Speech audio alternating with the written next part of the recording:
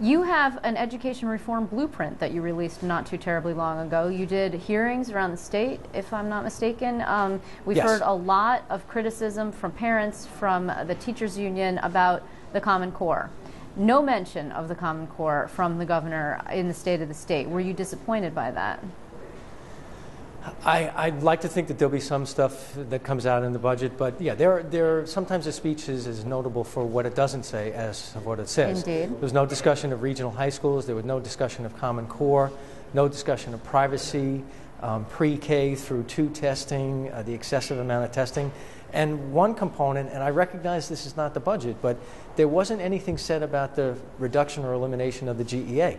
And for our colleagues, the people I talk to, from school districts, that's the single most important component. They'll like the Bond Act, but they also want to know that their GAA is being reduced. Right. I'm hopeful that the governor will include a lot of those details and those things in his budget message. But I have to tell you, from what I hear and the people I interact with, they will embrace some of these things, but they are very, very concerned about Common Core and its implementation. There's still strong support for it, but the implementation is by far and away the most significant challenge right now. GEA being gap elimination aid, that's the yes, I'm catchphrase sorry, for gap that, elimination adjustment.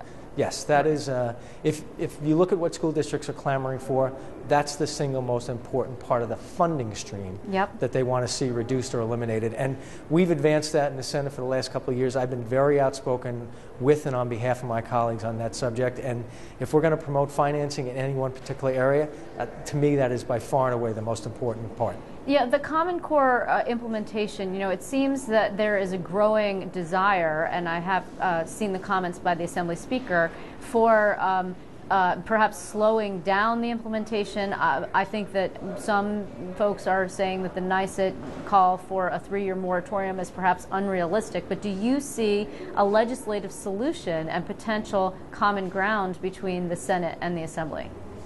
We started the hearings in the fall, and we made everyone well aware. We had 5 hearings, issued a report, and frankly, we did it the right way. We went out, we listened, we put everything together, and put out kind of a blueprint.